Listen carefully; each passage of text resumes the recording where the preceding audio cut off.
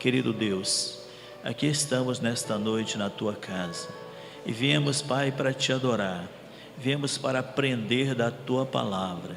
Assim pedimos a Ti, Senhor, tira de nós todo o impedimento, toda dificuldade, toda resistência, ó Deus, que a Tua palavra possa fluir em nossas vidas, ó Deus, com clareza, como bênção para ela, Pai. Deus, e o Teu servo que vai ministrar nesta noite, continua dando a ele, Senhor, sabedoria do alto e a revelação da Tua palavra, para que com facilidade ele possa transmitir a todos nós. Pai, oramos a Ti, agradecidos por tudo, em nome do Teu Filho amado Jesus. Amém. Graças a Deus. Paz do Senhor, irmãos. O Senhor seja louvado e adorado nas nossas vidas. Irmãos, abra aí sua Bíblia, por gentileza, mantenha ela aberta aí no livro de Hebreus, capítulo 12. Nós vamos meditar na palavra do Senhor, do versículo 1 ao versículo 17. Nós estamos numa sequência das exortações que o escritor aos Hebreus nos traz em toda a sua carta. E hoje nós vamos falar da quinta e última grande exortação. Ele já exortou os crentes relativamente à negligência em relação à salvação, já exortou em relação ao coração endurecido, aos perigos de ter um coração endurecido. Ele já trouxe uma exortação àqueles que são lerdos e lentos para ouvir e pôr a palavra de Deus em prática. Ele trouxe uma advertência. A quarta grande advertência e alerta refere-se à profanação do juízo da aliança, ou melhor dizendo, a profanação da aliança e o juízo dela decorrente, quando nós quebramos a nova aliança que o Senhor propôs na cruz do Calvário. E a última grande exortação do escritor diz respeito à santificação. E na verdade o versículo-chave dessa exortação, que está no capítulo 12, se encontra no versículo 14, que é justamente isso: seguir a paz com todos e a santificação, sem a qual ninguém verá ao Senhor. Então ele vai agora, no capítulo 12, trazer esse grande alerta e essa grande advertência referente à santidade daqueles que seguem ao Senhor. Nesta última exortação, ele convoca os crentes compara a vida em santidade a uma carreira, aos moldes de uma carreira esportiva. Ele convoca inclusive os cristãos a correrem a carreira da santidade, tendo como referência os atletas que desenvolvem suas atividades nos estádios. E o versículo 1 do capítulo 12 é justamente, ele dá este tom a toda a sua advertência à santidade, à santificação. Ele compara como uma carreira que um atleta percorre. O versículo 1 diz justamente isso: portanto também nós, visto que temos a rodear-nos tão grande nuvem de testemunhas, desembaraçando-nos de todo o peso e do pecado que tenazmente nos assedia, corramos com perseverança a carreira que nos está proposta. Ele inicia essa advertência à santificação justamente comparando a esta carreira esportiva de um atleta, e assim como os atletas estão em uma competição, no entanto, nós estamos em uma batalha, em uma carreira, em uma competição contra a nossa própria natureza, contra nós mesmos, em busca de deixar o pecado. E ele diz, desembaraçando-nos do todo o peso, e também deixando o pecado, nos desvencilhando do pecado que nos assedia. E dentro desta carreira que está proposta para nós, a carreira da santificação, nós vamos ver que há uma grande nuvem de testemunhas que o escritor nos coloca aqui. Há uma grande nuvem de pessoas, de seres espirituais, também humanos, que estão a testemunhar o nosso desempenho, digamos assim, como nós estamos desenvolvendo a nossa caminhada de fé. O apóstolo Paulo, escrevendo aos Filipenses, também traz essa ideia da salvação como sendo algo que necessita ser desenvolvido.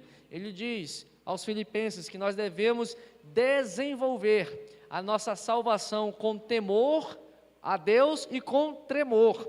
Portanto, nós vamos nessa jornada de santificação, nós vamos ter esta grande nuvem de testemunhas que tem um enorme interesse de ver a nossa vitória. Na verdade, o sentido aqui do escritor dessa grande nuvem de testemunhas a nos olhar nesta carreira da santificação é como se fosse imaginemos nós um estádio em que nós temos um jogo de futebol e tem a torcida de um lado e a torcida do outro. Aqui, essa grande nuvem de testemunha, a ideia do escritor é dizer que existem seres que estão torcendo para que a nossa vitória seja concretizada, para que nós, nessa jornada de santificação, possamos alcançar bom êxito e possamos ser vitoriosos nessa jornada de santidade. Nós contamos com o apoio, digamos assim, com o suporte, o amparo de Deus e de todos os seus anjos e do Espírito Santo e do Senhor Jesus que estão a nos olhar, não para nos repreender, mas olhando para nós, torcendo para nós. Vai, meu filho, você pode renunciar ao mundo. Vai, meu filho, você pode deixar o pecado. Vai que eu estou contigo, o meu sangue te purifica. Os meus anjos estão ao teu redor para te guardar. É o que está no Salmo 34, verso 7. Os anjos do Senhor, o anjo do Senhor está ao redor daqueles que temem ao Senhor para os livrar. Ou seja, o Senhor, essa nuvem de testemunha que está a olhar a nossa caminhada, a nossa jornada, como nós estamos correndo a carreira da santificação, está para justamente torcer e olhar para nós, a interceder por nós, para que nós possamos conquistar a vitória do nosso próprio ego.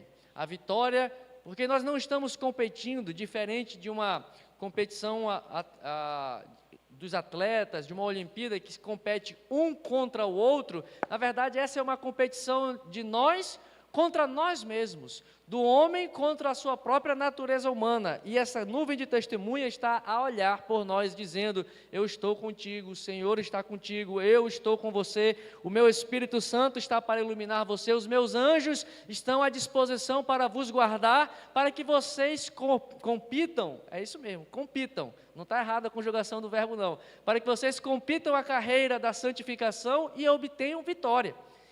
E nessa jornada, por isso que o escritor diz: olha, tem uma nuvem de testemunhas a olhar e a colocar a vosso favor amparos, socorro, refúgio. Por isso que os salmistas, ao longo das suas dificuldades, das suas tribulações, sempre dizem: o Senhor é meu rochedo, o Senhor é minha fortaleza, o Senhor é meu refúgio, porque Ele está a testemunhar a nossa jornada de fé. Porém, ao mesmo tempo que Deus disponibiliza o seu cuidado, o seu socorro, o seu auxílio para que nós possamos ter vitória na nossa jornada, nós vamos ver que nós também precisamos fazer algo para que nós alcancemos a vitória na carreira da santificação, que o escritor no verso 1 também nos diz: nós temos que nos desembaraçar, deixar para trás todo o peso.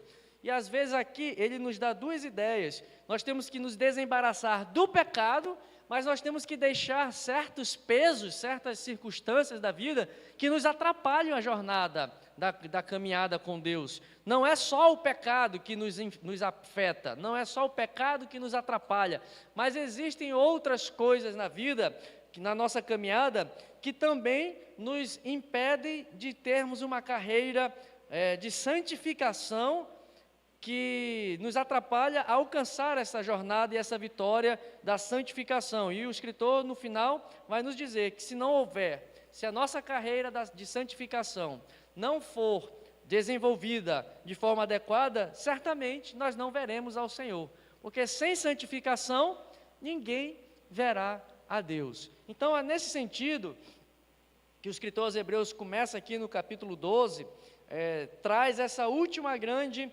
advertência, mostrando para nós, dos versículos 1 ao 4, que para alcançarmos a santificação, nós temos que correr, nós temos que percorrer uma jornada, temos que desenvolver uma carreira da fé, a carreira do cristão, ela precisa ser desenvolvida, percorrida e precisa ser observado na nossa jornada de fé. Nós precisamos caminhar da maneira que Deus quer que nós caminhemos. A jornada, a caminhada com Deus, não é do jeito e da forma e da maneira como nós achamos que deve ser. Deus não propôs para nós uma jornada que seja facultativa. Não, eu vou fazer a vontade de Deus até certo ponto, daqui eu acho que Deus está errado, não é desse jeito, eu acho que é melhor caminhar dessa forma ou daquela forma. Para caminharmos e fazermos a vontade do Senhor, o próprio Deus estabeleceu uma forma como nós devemos caminhar e como nós devemos proceder. Jesus já falou sobre isso, sobre o caminho, sobre como devemos caminhar no caminho. Ele diz que o caminho que leva aos céus é um caminho que é estreito, que é um caminho apertado, a porta que nos leva ao final do caminho também é estreita, portanto, não é de qualquer maneira que nós vamos viver a nossa vida com o Senhor.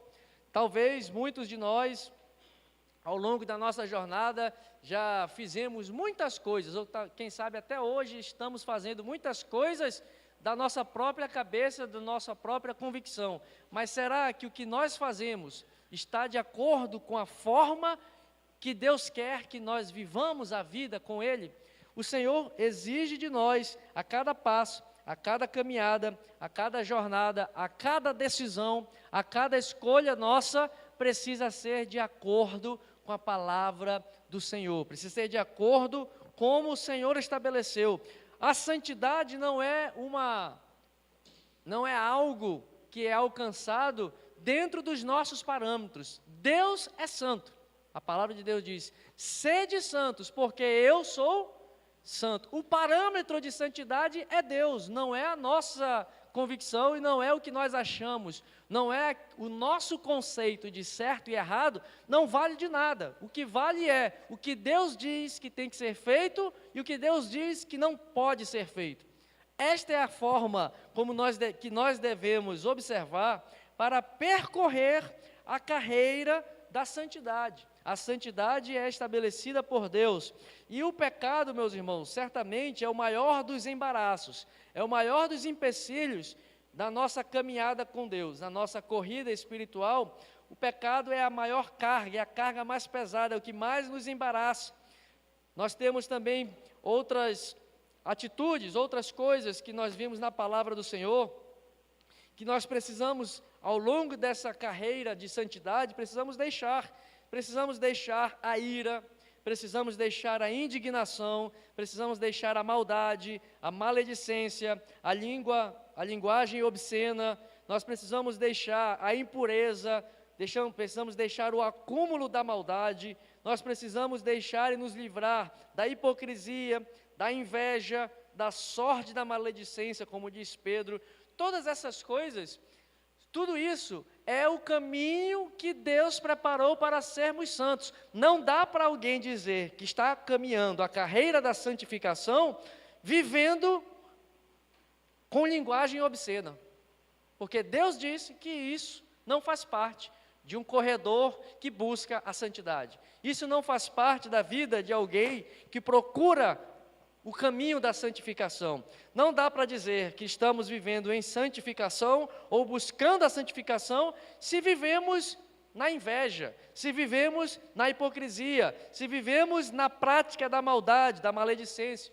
Não dá para dizer que somos santos e viver nessas práticas que aqui estão apenas exemplificadas. Tem tantas outras coisas que a palavra de Deus nos exorta, que um filho de Deus não pode fazer, ou que um filho de Deus deve fazer, que não está relacionado aqui, essas questões que eu relacionei aqui, apenas para nos mostrar que Deus tem um padrão pelo qual nós devemos observar e seguir.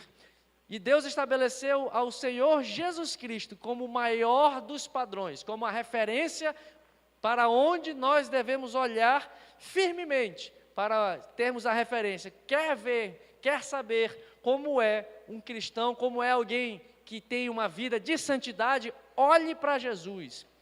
Olhe para o autor e consumador da nossa fé, porque Ele é aquele que viveu sem pecar, mesmo estando suscetível ao pecado. Jesus esteve na carne, sofreu e experimentou as mesmas angústias, as mesmas dores, passou pelas mesmas aflições, sentiu os mesmos temores, enfrentou as mesmas coisas que certamente algum de nós já enfrentamos. Jesus enfrentou a traição, Jesus enfrentou a rejeição, Jesus enfrentou o abandono, Jesus enfrentou a dor, a perseguição, Jesus enfrentou a injustiça e diante de todo esse cenário, Ele permaneceu santo, puro e imaculado, para mostrar para nós que o caminho da santificação é um caminho estreito, irmão, é um caminho realmente apertado.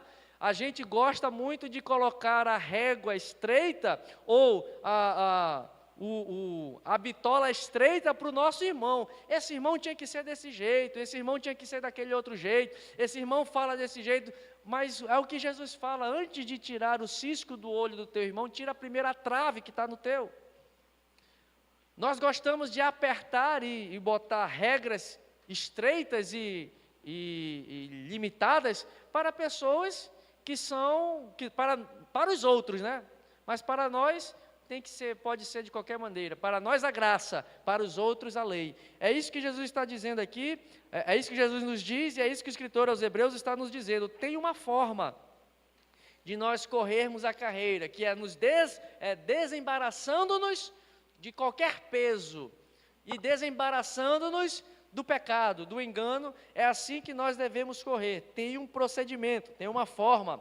E ele, nesse versículo 1 ainda, além de ele advertir que a carreira da santificação precisa ser percorrida desembaraçando-se do pecado e do peso da vida, ele diz que tem uma maneira de conduzir-se e de trilhar essa jornada, que é com perseverança. Nós temos que perseverar no caminho, perseverar na nossa busca para sermos cada dia mais semelhante ao Senhor Jesus. Nós vamos ver Paulo falando isso à igreja. Ele diz: olha, sejam meus imitadores da mesma maneira que eu sou de Cristo. Paulo perseverava em procurar imitar ao Senhor Jesus, e ele estabelecia que os cristãos, os irmãos precisavam observar isso. E Paulo expressa a sua maior expressão, a sua maior declaração de que ele perseverava na busca pela santificação, está quando ele escreve a Timóteo, 2 Timóteo 4:7, ele diz: Timóteo, eu já estou prestes a morrer, eu já estou prestes a terminar a minha carreira, já estou prestes a concluir a minha jornada de fé. E ele diz: combati o bom combate, acabei a carreira, ou seja, já está perto de finalizar a carreira da santificação, e eu guardei a fé. Irmão, que declaração poderosa. Às vezes nós perdemos a fé. Pedro perdeu a fé quando ele estava caminhando sobre as águas, olhando para Jesus, mas naquele momento olhou para o lado, viu a tempestade, sucumbiu na falta de fé e naufragou, afundou nas águas. Paulo está dizendo aqui: eu combati o bom combate, eu acabei a carreira até o final que estava proposta para mim, eu não desisti, eu não voltei atrás, eu não retrocedi, eu perseverei até o final, e nesta jornada eu guardei a fé em Cristo Jesus. Eu não renunciei à fé em Cristo Jesus, porque ele entendia que ele estava percorrendo uma jornada que tinha como alvo o céu. Por isso ele dizia: prossigo, quando ele escreve aos Filipenses, prossigo para o alvo da soberana vocação que está em Cristo Jesus. Irmãos, nós temos que percorrer essa jornada com perseverança. E essa ideia de perseverança que os escritores nos traz aqui, que a palavra de Deus, de um modo geral, quando ela fala sobre perseverar, sobre talvez outras traduções vai nos dizer paciência, a gente traz esse conceito de paciência, achando que é aquela paciência passiva. Eu estou pacientemente aqui, como a gente fica numa parada de ônibus. Eu estou aqui pacientemente esperando o 002, que gira Manaus inteira, né? Acho que é esse, o Interbairros é esse, né? 001 e 002 é o que é o Interbairros, que roda e não chega no final. A gente tem que esperar com muita paciência o Interbairros. Eu, quando pegava ônibus, eu esperava, quando eu precisava pegar o Interbairros, meu irmão, haja paciência. Não é esse tipo de paciência que você fica lá na parada de ônibus esperando, aí passa 300 ônibus menos do que você está esperando. Não é essa paciência que a palavra de Deus nos exorta e para que nós exerçamos no momento da luta, da tribulação, da nossa jornada. Não é essa paciência, uma paciência passiva, paralisada, em que eu estou estático ali, esperando as coisas acontecerem, estou esperando ali o ônibus passar. Não, a paciência da palavra de Deus. O que o salmista diz, esperei com paciência no Senhor e Ele ouviu meu clamor, não é ficar parado, à sombra, com água fresca, esperando cair do céu alguma bênção. A paciência que o escritor aos Hebreus está nos dizendo, traz a ideia de uma perseverança que é triunfadora, que não apenas prossegue, é uma paciência, uma perseverança que não fica paralisado, continua caminhando, mesmo chorando, mesmo com dificuldade, mesmo tendo um caminho estreito, mesmo tendo uma perseguição, mesmo tendo uma tribulação, continua andando, continua perseguindo, continua marchando, não para, continua andando. Essa é a paciência da palavra de Deus nos diz que nós devemos exercer. Esta é a paciência que a verdadeira fé em Cristo Jesus nos faz viver. É alguém que está perseverando, marchando, que não para, continua indo sempre avante. Na caminhada com Deus não existe marcha ré, irmão, só existe primeira, segunda, terceira, quinta e sexta. No carro do cristão que está caminhando a jornada da santificação, não tem ré. Não tem como voltar atrás, é só para sempre, é só para frente, é só prosseguindo em direção ao Senhor.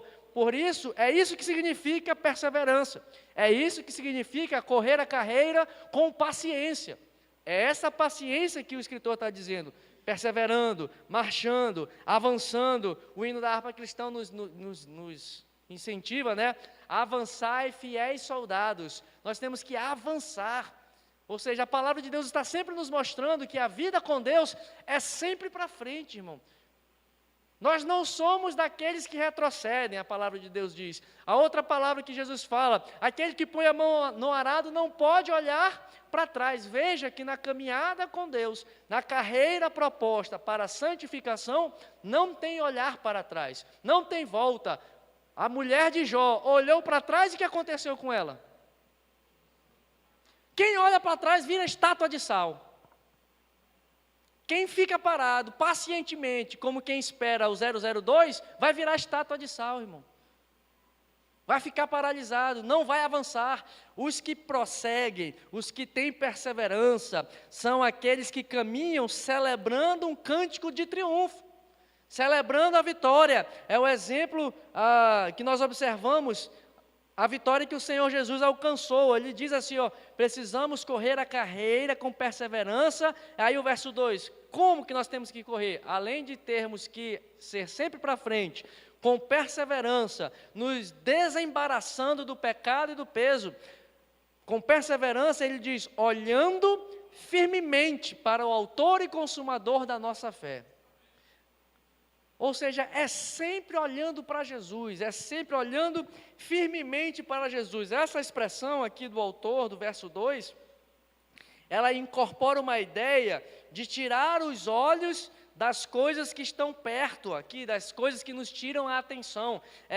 Olhar fixamente, olhar firmemente para Jesus, é como se você estivesse olhando como um cabresto que é colocado no animal, que você perde a visão e não olha para as circunstâncias, não olha para o lado e está olhando fixamente para Jesus. O mundo está caindo ao teu redor, 1000 caindo ao teu lado, 10.000 à tua direita, mas eu estou olhando fixamente para Jesus, eu estou olhando firmemente para Jesus. É assim que nós perseveramos.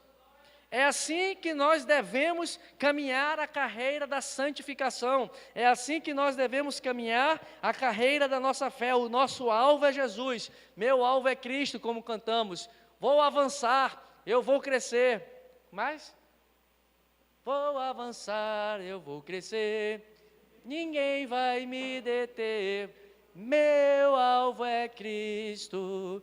Meu alvo é Cristo. Ou seja, quem olha firmemente para Jesus, vence as suas batalhas, não vai ter tempo para olhar para as circunstâncias e não vai afundar como aconteceu com Pedro. Pedro afundou porque ele olhou para o vento, Pedro afundou porque ele olhou para as ondas do mar, Pedro afundou porque ele olhou para a tempestade, ele tirou os olhos de Jesus e ele naufragou na fé. E você, irmão, para quem você está olhando?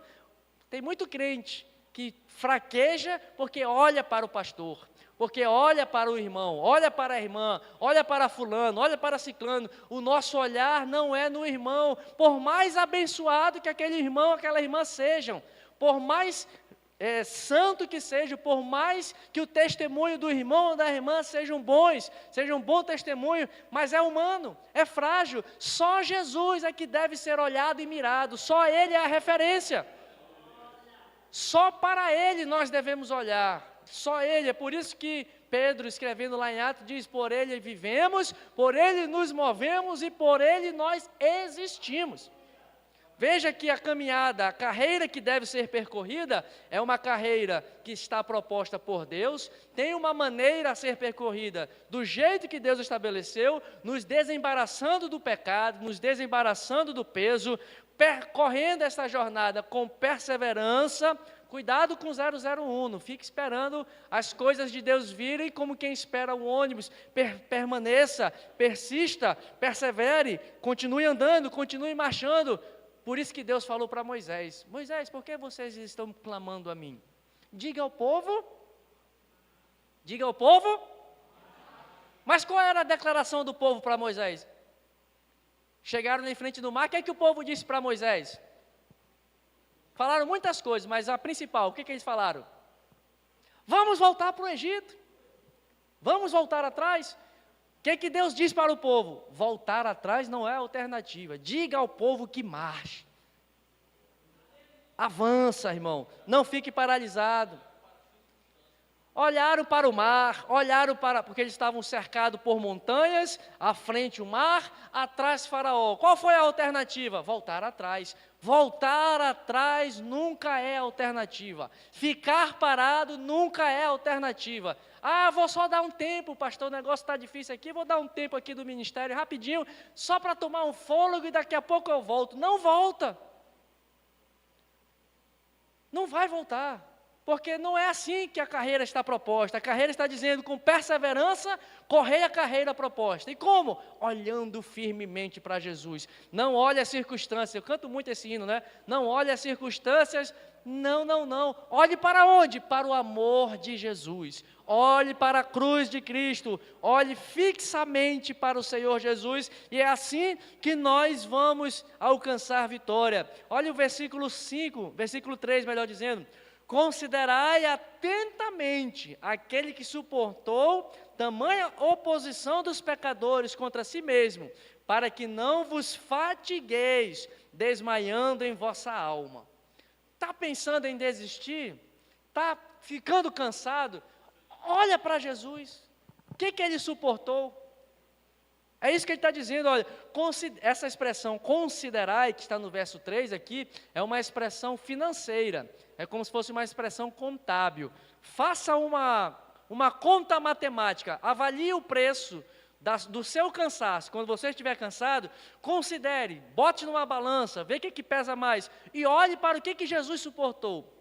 E é por isso que ele vai no verso 4, olha para Jesus, quando você estiver cansado, quando você estiver pensando em voltar atrás, quando você estiver pensando em abandonar a jornada, esse negócio, essa batalha contra o pecado, essa batalha contra minhas vaidades, ai, que cansado, eu já estou fatigado de todo dia ter que enfrentar essas lutas. O escritor está dizendo, considere o que Jesus passou. E olha o versículo 4. A vossa luta contra o pecado ainda não tendes nem resistido até o sangue. Nós estamos tão cansados de lutar contra o pecado. Todo dia eu tenho que lutar contra a minha natureza humana. Jesus enfrentou tribulação contra o pecado, ele lutou contra o pecado experimentando o preço de sangue. Nós ainda não fomos tentados, nós ainda não fomos provados a ponto de exigir o preço do sangue da nossa vida. E como é que nós podemos estar pensando em parar e em desistir, em desmaiar? Olha a expressão, desmaiando em vossa alma. É aquele crente que esqueci o nome do personagem do desenho lá. Ó vida, ó céus, ó destino. É o crente que esqueci. É o Lipe alguma coisa, Ó vida, ó céus, ó destino, tudo acontece comigo. Você ainda não enfrentou batalhas que te levassem a sofrer, a resistir ao preço do sangue, irmão. E Jesus, enfrentando essa batalha, ao preço de sangue, é isso que ele está dizendo, considera isso. Vocês ainda não sofreram na batalha contra o pecado, a ponto de experimentar, a derramar o próprio sangue, mas Jesus, considere isso, avalie, vocês não enfrentaram isso, mas Jesus enfrentou, e Jesus enfrentou isso com firmeza, não voltou atrás, não desistiu, ele falou ao Pai no Getsêmani, Pai, se possível passa de mim esse cálice, mas o Pai disse, não, é contigo mesmo, eu vou ter que te levar para o sacrifício, então seja feita a tua vontade. E Jesus naquele momento, no alto da sua angústia, no alto da sua aflição, diz o texto que ele suou sangue pela testa, porque ele estava tão angustiado, a aflição era tão grande que ele estava suando sangue naquele momento no Getsêmani. Será que a nossa aflição já foi tão alta, tão grande, nós fomos provados e levados a este nível que Jesus já foi provado? É isso que ele está dizendo, considere isso. E você pensando em parar, e nós pensando em desistir, e nós pensando em negociar a jornada e abandonar a carreira da salvação, calma, não faça isso, persevere, permaneça, avance. É neste sentido que o escritor aos Hebreus nos escreve e começa a falar de santidade. Ele começa a falar de santificação, mostrando que é uma carreira, é um caminho. Nós precisamos entrar pelo caminho da santificação. E este caminho, irmão, é estreito. Ande pelo estreito. Tem até o pessoal que gosta de falar do mistério, né? O negócio está no estreito. Às vezes, quando a gente está passando na prova, a gente até tem esse hábito de dizer, pastor, o negócio lá em casa está no estreito. Quem que está no estreito aí? Dá um glória a Jesus. Só quem está no estreito hoje, eita, que está todo mundo sendo imprensado, né? Mas aí é que ele evolui. Nessa caminhada, a gente pensa, meu Deus, a coisa está estreita aqui em casa. Tá difícil. Aí é que ele diz, a partir do versículo 5 em diante, nesta carreira de santificação, quando nós estamos nesse estreito, tende por bom ânimo, é disciplina do Senhor. Olha o que ele diz, irmãos, aqui no versículo 10. Ele está nos mostrando que nessa carreira, nessa jornada de santidade, de santificação, nós precisamos abandonar muitas coisas, precisamos nos desembaraçar e deixar muitas coisas. E essas coisas que nós precisamos deixar, nós só vamos deixá-las quando o Senhor aplicar uma disciplina e uma correção sobre nós. As circunstâncias que nos sobrevêm, sejam elas de qualquer natureza, de questão de saúde, na questão financeira, na questão emocional, qualquer que seja o cenário, as circunstâncias que nos sobrevêm, são situações que o Senhor nos faz passar para nos disciplinar e nos corrigir. Como é que nós vamos ser exercitados na concessão do perdão se não tiver ninguém que me ofenda? Se ninguém me ofender, como é que eu vou exercitar o perdão? Entende a situação? Se eu quero ser testado, se Deus quer me testar na minha confiança, na minha dependência, na provisão do Senhor, Ele vai mandar escassez, vai mandar desemprego, para você ser testado nesse cenário. Vai mandar um cenário de dificuldade. Para quê? Para que você seja exercitado a confiar que a tua provisão não vem dos recursos financeiros que você trabalha. A tua provisão vem do Senhor. Já viu ou já viveu, ou já viu alguém que está fazendo tudo certo, está trabalhando, está olhando para um ali de rabo de olho, está fazendo coisa, está abrindo negócio, parece que não avança. Sabe por quê? Porque Deus está no estreito contigo. Está te disciplinando para te ensinar a depender e a confiar no Senhor. Não é o que você sabe fazer, é o que Deus quer fazer na tua vida. Então você pede: Senhor, me dá mais paciência para aturar os meus irmãos. Então Ele vai mandar gente para pisar no teu calo. É a disciplina. Então cuidado com o que você pede ao Senhor. Senhor, dá-me mais amor. Então vai vir gente para testar o teu amor. Senhor, dá-me mais paciência. Então vai vir gente para perturbar e fustigar a tua paciência. Então, mas não pare de pedir não, continue pedindo, porque o Senhor vai te aperfeiçoando, vai te moldando, vai te disciplinando. E Ele faz isso porque Ele é pai, não é padrasto. E o texto nos ajuda a dizer isso. Deus é pai, não é padrasto. Olha o que Ele diz. Versículo 6, mas se estais sem correção, de que todos se têm tornado participantes, logo sois bastardos e não filhos. Olha, se você está sendo corrigido é porque você é filho, não é afilhado, e Deus não é pai, Deus não é padrasto, Deus é pai, é por isso que Ele te corrige. Na caminhada, o escritor está nos levando a entender que tem um processo que precisa ser vivido. O processo tem uma carreira, tem uma jornada, que nós precisamos nos desembaraçar do pecado, do peso, temos que correr com perseverança, temos que olhar sempre para Jesus e saber que nessa jornada, neste caminho, rumo a Canaã celestial, vai ter disciplina. O Pai vai estar corrigindo. Se nós somos filhos, Ele corrige.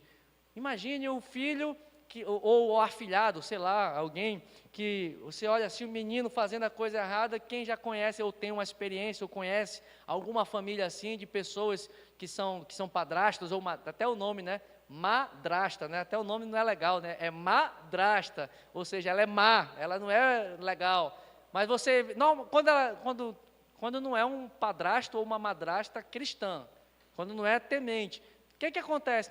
Esse menino é teu filho aí, dá um jeito nele. Talvez você já tenha visto alguma experiência nessa. Normalmente padrasto e madrasta assim, não tem muito compromisso de querer corrigir o afilhado ou orientar. O escritor está dizendo isso: olha, Deus não trata vocês assim não. Vocês não são filhos bastardos, vocês são filhos de Deus. E a todo filho, aqueles a quem o Pai ama, Ele vai corrigir. Ele vai disciplinar. A disciplina precisa ser recebida por nós. O propósito de Deus nunca é de nos destruir, porém é de nos construir.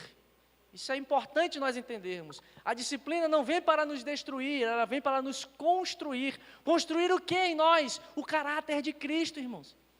Olha o que os próprios escritores hebreus, no capítulo 6, se não me falha a memória, ele diz o seguinte, que Jesus aprendeu a obediência ao Pai por aquilo que Ele sofreu. Irmão, se Jesus aprendeu pelo sofrimento, se Ele precisou obedecer ao Pai pela peia que Ele enfrentou, quanto mais nós não precisaremos ser corrigidos e disciplinados.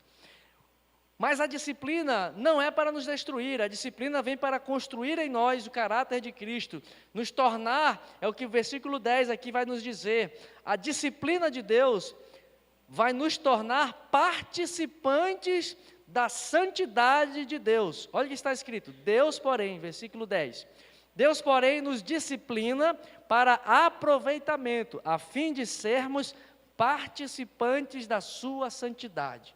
Ou seja, a disciplina nos torna participantes da santidade de Deus. Quando Ele nos corrige, quando o Senhor nos exorta, quando o Senhor nos aperta, quando Ele nos coloca no estreito, é para que nós possamos entrar no caminho reto da santidade, nas veredas da justiça, por amor ao nome dEle mesmo.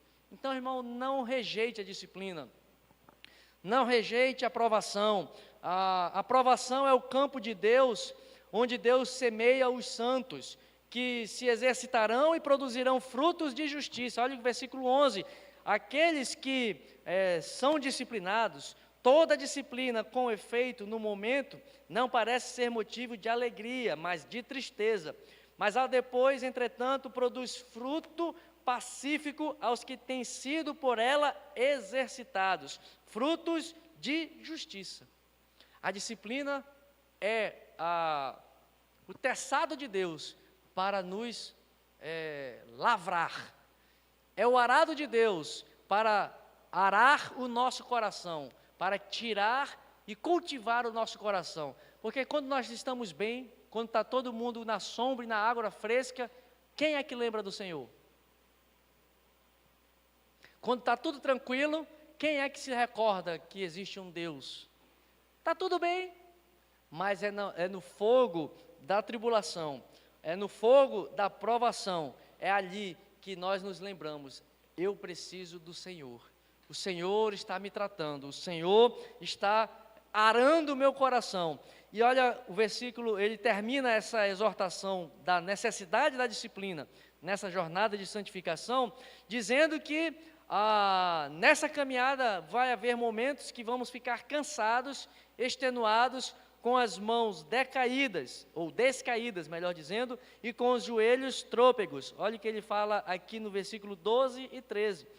Estabelecei as mãos descaídas e os joelhos trôpegos, e fazei caminhos retos para os pés, para que se não extravie o que é manco, antes seja curado. Nós temos que, nessa jornada, vamos ter desânimo, e é essa a expressão, mãos descaídas e joelhos trôpegos, é a expressão de pessoas que na jornada, quando estão sendo disciplinados, corrigidos, vão muitas vezes desanimar, vão se desesperar, parece que Deus não está olhando para mim, parece que Deus não está cuidando de mim, parece que Deus não está vendo a minha situação, já estou desanimado, já estou caindo. Não, Ele está dizendo, olha, volte para o caminho reto, prepare para vocês veredas retas, deixem as coisas e o caminho tortuoso e preparem caminhos direitos, caminhos retos para os pés, para que vocês sejam curados no caminho. Irmão, é no caminho que nós somos tratados. Foi no caminho de Emaús que Jesus tratou com aqueles 2 discípulos, que estavam desanimados, que tinham perdido a esperança, mas os discípulos não deixaram o caminho, enquanto mesmo eles não percebendo Jesus, mesmo eles não reconhecendo Jesus, mas eles permaneceram no caminho, e foi no caminho que Jesus foi tratando no coração deles, que Jesus foi falando com eles, para que quando eles chegassem no lugar final, Jesus abriu os olhos e eles entenderam e compreenderam que era Jesus que estava com eles. É no caminho, prepare jornada reta, prepare caminho reto, prepare um caminho direito para os vossos pés, porque é no caminho, por isso que nós não podemos parar, por isso que nós não podemos desistir, por isso que é caminhando e chorando, lançando a semente com lágrimas, nós não podemos parar de fazer a obra do Senhor, nós não podemos desistir, porque é no caminho que Deus nos fortalece, é caminhando, chorando, lançando a semente, que o Senhor vai nos fortalecendo, que o Senhor vai nos aperfeiçoando, e que nós vamos nos tornando cada vez mais parecidos com Jesus. Não pare, caminhe, não desista, o Senhor está conosco, o Senhor está como uma grande nuvem de testemunhas a nos dizer, vai meu filho, vai minha filha, eu estou contigo, eu estou na tua frente, eu vou preparando o caminho, eu vou endireitando, mas não desista, cabe a nós perseverar. Essa é a nossa parcela de contribuição. O Senhor já nos deu tudo o que precisávamos. Nos deu o sangue de Jesus para nos perdoar dos nossos pecados. Nos deu o Espírito Santo para ser o nosso consolador. Nos deu o Espírito Santo para ser o penhor e a garantia de que a nossa salvação está guardada em Cristo Jesus. O Senhor já nos deu tudo, já nos redimiu dos nossos pecados, já nos deu a fé que nós temos nele. A fé não é dom de vós, é dom de Deus. Até a fé não é nossa capacidade, até a fé não é habilidade nossa, não é competência nossa, não é mérito nosso, tudo é de Deus. Por isso que Pedro diz, tudo é por Ele, tudo é para Ele, por Ele existimos, por Ele vivemos, por Ele nós nos movemos, tudo é por Jesus, está tudo preparado. O que é que precisa de nós? Perseverança, caminhar. caminhando, vá andando, não pare, não desista, e o Senhor vai nos dar a vitória, e o Senhor te dará a vitória, e o Senhor te santificará na jornada, irmão. Sem a santidade, nós não veremos ao Senhor, que está no final desse caminho. Essa jornada nos está proposta até alcançarmos as mansões celestiais. O nosso Deus, que é santo, está lá no final, nos esperando, vinde para nos dizer, vinde benditos de meu Pai. Mas você tem que caminhar e perseverar, fazer veredas direitas, preparar caminhos retos para os teus pés, desembaraçando-se das coisas erradas desta vida. Caminhe. Diga para o teu irmão, caminhe para Canaã. Vai caminhando para Canaã, vai marchando para Canaã. E para terminar, o versículo 14 e 15, ele fecha e arremata essa ideia de uma jornada de santidade. Ele diz que nessa jornada, versículo 14, já fiz a leitura, ele exorta a que nós, nessa caminhada, nós vamos ser, como eu falei, Senhor, me dá paciência. Aí ele vai mandar um atribulado para tirar a tua paciência, para testar a tua paciência. Você diz, Senhor, me dá amor. Aí ele vai mandar um inimigo para você amar. Aí você diz, Senhor, me ajuda em qualquer situação. Ele vai mandar uma situação adversa para te exercitar. O escritor está dizendo que nessa jornada, você precisa ter a paz com todos os homens. Porque o atribulado, que vai te perturbar a tua paciência, é ferramenta de Deus para testar a tua paciência. Para testar e para saber se você tem domínio próprio. Aí por isso que ele diz assim, nessa caminhada, e aí por isso que Paulo fala, a nossa luta não é contra a carne e nem contra o sangue. Aquele irmão atribulado que te perturba e tira a tua paciência, quem sabe não é o teu espinho na carne que Deus falou para Paulo, e quem sabe não é o teu espinho na carne, a minha graça te basta. Esse irmão aí está aí para justamente testar a tua paciência, para saber se você vai seguir a paz com todas as pessoas.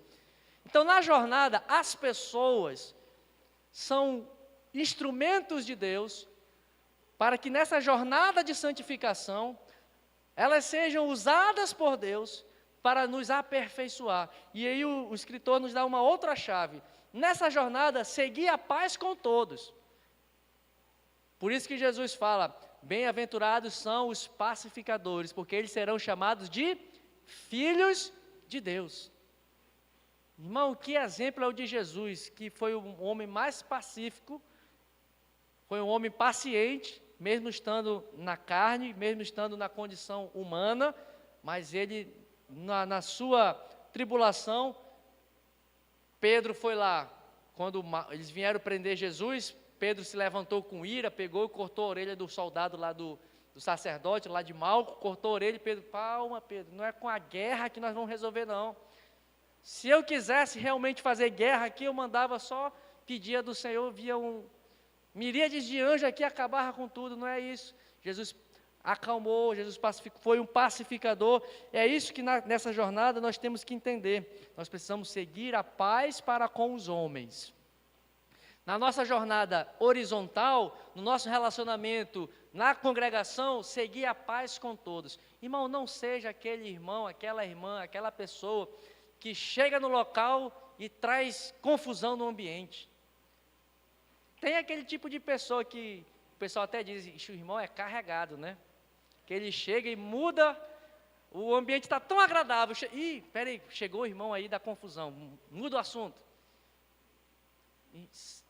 É aquele tipo de pessoa que causa, ao invés de trazer paz, traz contenda, traz confusão. O escritor está dizendo, esse está fora do caminho da jornada da santificação, porque ele produz contenda, produz, ao invés de produzir um ambiente de paz, é o contrário, ele produz um ambiente de contenda, de beligerância, de guerra, de confusão.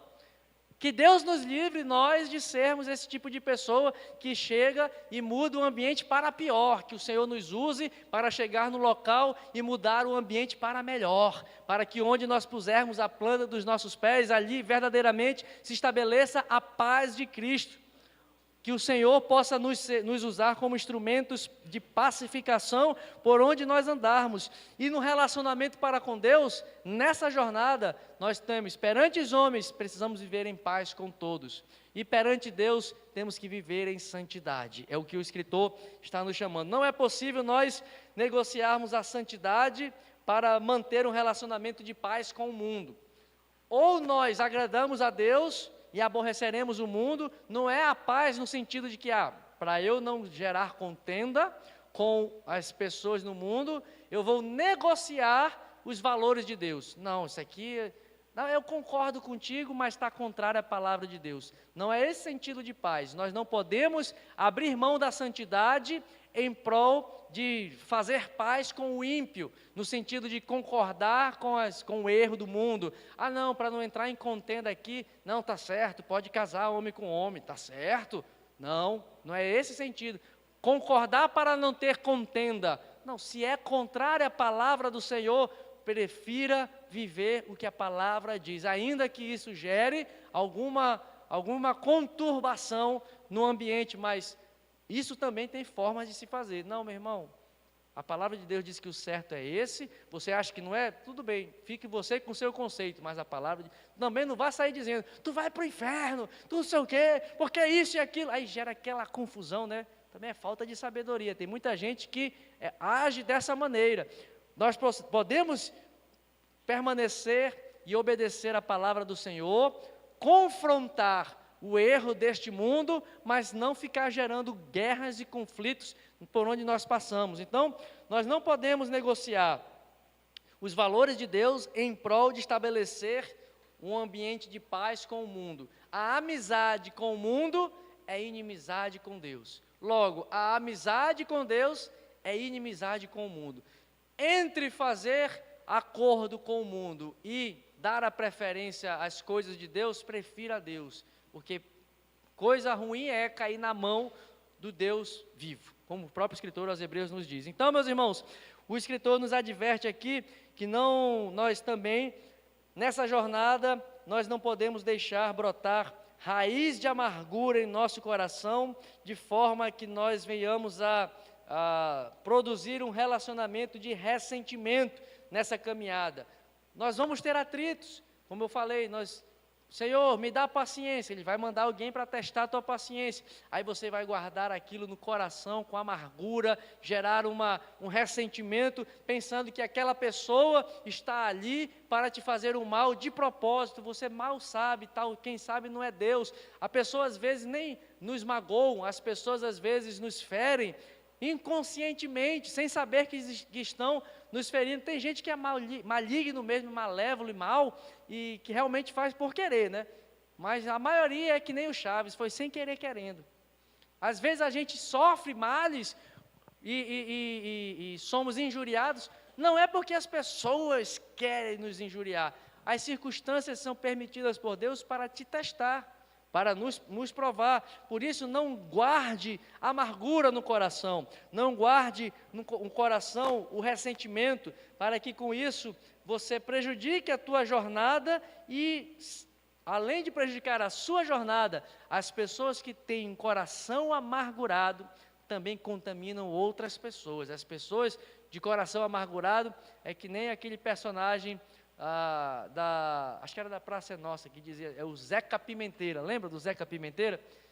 Que ele olhava assim, a pessoa amargurada é que nem o Zeca Pimenteira, ele olha assim e o negócio murcha na hora, porque está amargurado. A gente fica logo também aflito, nós ficamos, mas o coração alegre aformoseia o rosto. O Senhor, por isso que a palavra de Deus nos exorta, lá em Neemias, a alegria do Senhor é a nossa força. Por isso que Paulo, escrevendo aos Filipenses, diz, alegrai-vos no Senhor, outra vez vos digo, alegrai-vos, porque na jornada, irmãos, é a alegria do Senhor que nos fortalece. Não deixe guardar ressentimento, amargura no coração, porque isso certamente prejudicará a sua caminhada, a nossa jornada de santificação, para alcançarmos a Canaã celestial, as mansões celestes. Que o Senhor nos ajude, que o Senhor nos abençoe, que o Senhor nos ajude a caminhar nessa jornada, olhando firmemente para Jesus, olhando firmemente para o autor e consumador da nossa fé, caminhando com perseverança, caminhando com alegria, rejeitando toda a amargura, procurando ter a paz com todas as pessoas, e o Senhor vai nos amadurecer e certamente nós entraremos pelas portas. Eu quero entrar pelas portas, eu quero ver Jesus como Ele verdadeiramente é. Paulo diz, hoje nós tivemos como por um espelho, mas um dia nós tiveremos como verdadeiramente o Senhor é. Então, que o Senhor nos ajude e nos abençoe nesta noite, que o Senhor possa prosperar a nossa jornada, o nosso caminho. Persevere, não volte atrás, não engate marcha ré, não há marcha ré. Persevere prosseguindo para o alvo, avançando ao encontro do nosso Senhor Jesus. Amém?